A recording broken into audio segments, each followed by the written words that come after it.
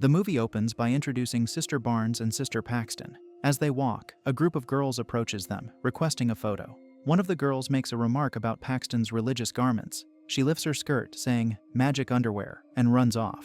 Upon reaching a house, Paxton comments on how people often perceive them as unusual, while they lock up their bicycles. As Paxton knocks, Barnes checks her phone to verify their appointment details. A man named Reed answers, and Paxton introduces them. As it begins to rain, Reed invites them inside, but Barnes explains they can only enter if another woman is present. Reed confirms his wife is home. Once inside, he takes their coats before excusing himself to prepare snacks. While waiting, Barnes notices a butterfly resting on the skylight before it flutters toward a ceiling lamp.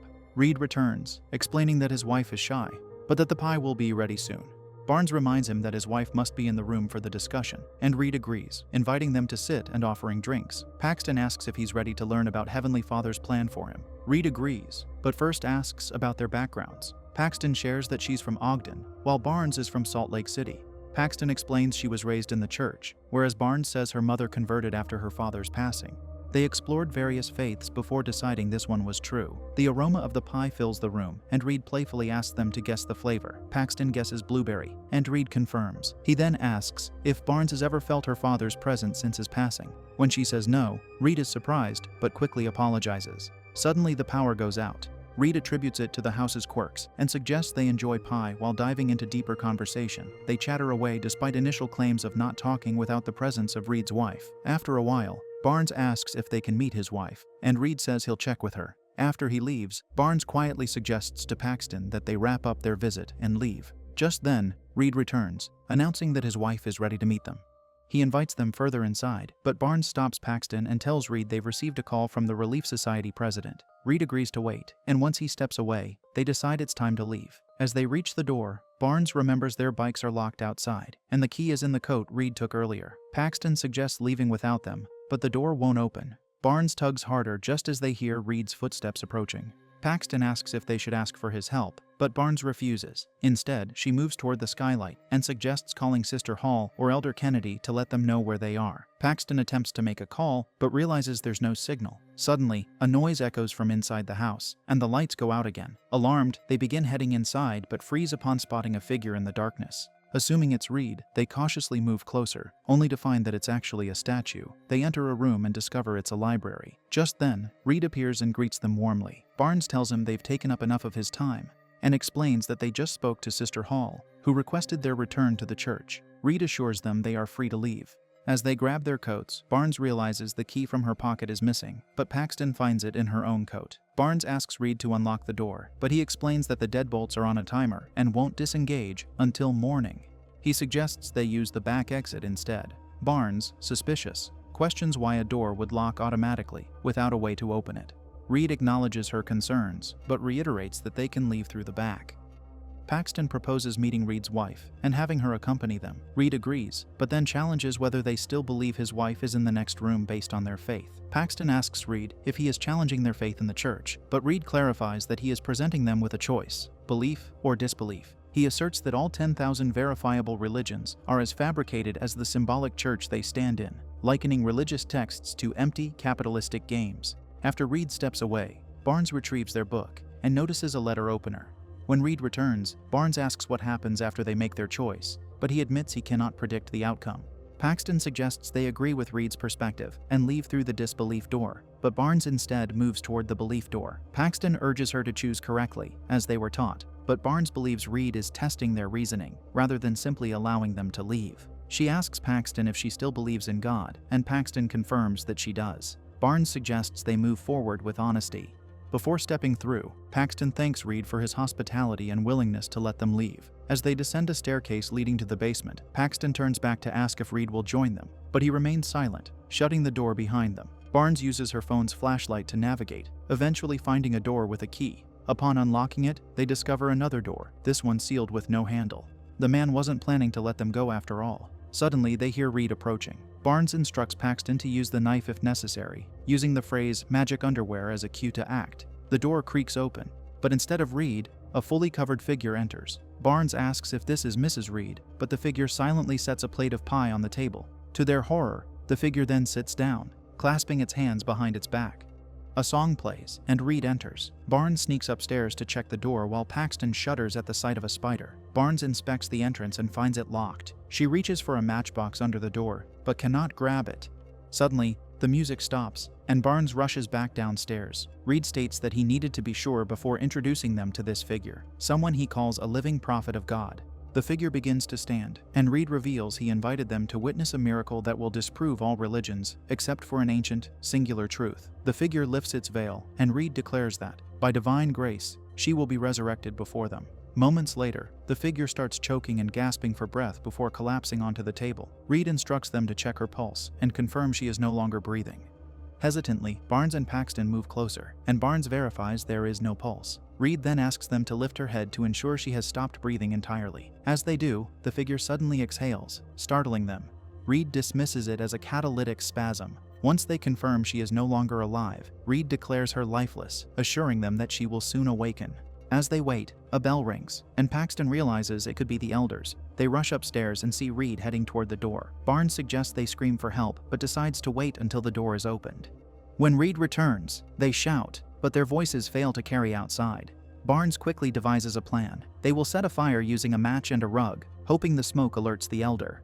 Meanwhile, Reed offers Kennedy the use of his phone to call the police, but Kennedy declines and departs. Reed briefly returns, forcing Barnes and Paxton to pause their plan. Once he leaves again, they attempt to push a matchbox through the door gap, but it is too large to fit. Paxton opens the matchbox just as Reed reappears, moving toward them. Before he can reach them, the doorbell rings again, drawing his attention. Seizing the moment, Barnes and Paxton flee downstairs, where Paxton notices something unsettling. The prophet's position has changed. Barnes dismisses it, but Paxton insists her head was in a different spot. Barnes urges her to stay focused on their escape. Outside, Kennedy asks Reed if he received a particular booklet, and Reed claims he hasn't, but will check. Once Kennedy leaves, Barnes lights a match, but before she can act, Paxton shrieks. The prophet is no longer seated at the table, but now directly behind her. As Paxton stares in horror, the prophet suddenly vomits blood, extinguishing the match. The figure begins speaking that reality is not real. Reed returns, thanking the prophet and declaring that her revelation will be recorded in their sacred texts. He guides her out through another door and returns with a bucket, announcing that one of them has been dishonest since their arrival. He claims that the fire's reaction to each of them has exposed a hidden truth. He warns them to choose their next words carefully when asked what they witnessed. Barnes hesitates, but Paxton recounts the prophet's description of detachment and the feeling that something was unreal. Reed then says he can show them God if they agree to pass away temporarily. He assures them it will be painless and that they will be revived afterward. He insists that what they are witnessing is real. Barnes, however, remains skeptical, accusing him of manipulation. All of a sudden, Reed slashes Barnes's throat with a blade. Paxton gasps in horror as Barnes collapses, bleeding out. She scrambles to escape while Reed assures her that Barnes will return, but when she doesn't, his expression shifts to concern. He kneels beside Barnes's body, examining her, before slashing her arm and extracting a small implant. With dawning realization, Reed says that Barnes was never real. She was merely a program within a simulation. Reed explains that the anomalies with candles and fire were subtle clues, indicating that they exist within an advanced simulation. He references the Taoist concept of the butterfly dream, questioning whether he is a man dreaming of being a butterfly, or a butterfly dreaming of being a man. By drawing a diagram, he illustrates that Barnes, as an NPC, could not return after passing, while Paxton, as a real person, would awaken in the true world upon expiring. Paxton remains skeptical, challenging his claims. She questions whether the implant was merely a contraceptive device, rather than evidence of simulation theory. However, Reed argues that no devout Mormon missionary would use birth control, and Paxton concedes that Barnes never mentioned it. Reed asks Paxton if she still believes in the miracle he showed her. She admits that she did at first, but now feels something unexpected happened. She accuses him of adjusting his theory to make it fit the simulation hypothesis. Reed questions whether she thinks the prophet was merely hallucinating a meaningless, moribund experience. Paxton disagrees, but suspects that he switched the bodies, though she hasn't figured out how. She recalls that the elders' arrival distracted them, and when they returned, the woman was no longer in the same position. Paxton theorizes that another woman, identical to the first, entered through a hidden door, disposed of the body, and took her place. This second woman recited the prophecy Reed had prepared, but changed the final phrase in an attempt to expose the illusion. Paxton concludes that the woman went off script, leaving Reed struggling to maintain control. Reed suggests that if her theory is correct, there must be another entrance to the basement. He checks the walls but finds nothing unusual. Paxton, however, examines the room closely, moves the table, and tilts it, spilling water onto the floor. The liquid seeps into the ground through a hole. She removes the soil and discovers a hidden door handle.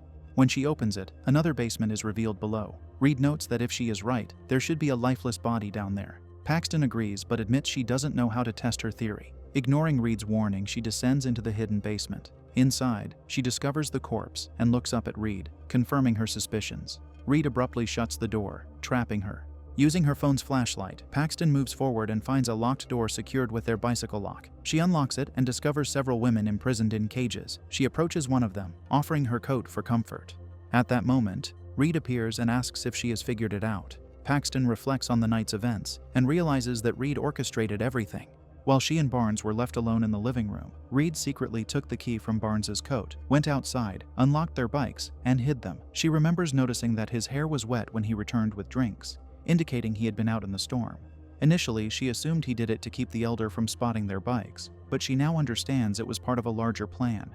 He placed the key in the wrong coat pocket on purpose, not by mistake. He had given the bike lock to one of his followers and instructed her to secure the final door with it. Paxton realizes that Reed wanted her to see that every step had led her exactly where he wanted her to be. His true belief is not in faith or prophecy, but in control. Reed confirms her realization, acknowledging that religion itself is nothing more than a system of control. One of the caged women reaches out to Paxton for help, but Reed insists that the women do not want to be saved. They are exactly where they chose to be. Paxton accuses him of killing the woman from earlier, but Reed argues that she willingly ate the poisoned pie out of deep faith. He compares his methods to religious groups handing out Bibles in disaster-stricken areas, explaining that people who have lost everything are easier to control. Suddenly, he punishes one of the women for deviating from his plan, cutting off her finger. He steps closer to Paxton, claiming that every choice she has made in her life was shaped by outside influences, which is why he has been able to predict her every move. He asserts that his control extends to every aspect of her life, from her beliefs to even the clothing she wears. When she realizes what he means, she snaps and stabs him in the neck before trying to escape. As she reaches the basement, Reed recovers and stabs her in the stomach, causing her to collapse. He falls as well and tells her to pray for them both. Paxton refuses, arguing that prayer does not work. She recalls a scientific study on prayer, which found no significant difference in outcomes between those who were prayed for and those who were not. Despite believing that prayer changes nothing, she admits that thinking about others can still provide comfort, and she begins to pray. Reed crawls toward her, preparing to strike the final blow, but before he can, Barnes, who had not been fully passed, delivers a final attack, saving Paxton before succumbing to her own injuries. After saying a final goodbye to Barnes, Paxton escapes through a window in Reed's study. As she sits outside, a butterfly lands on her hand. A moment later, she realizes it was just her imagination. The film ends.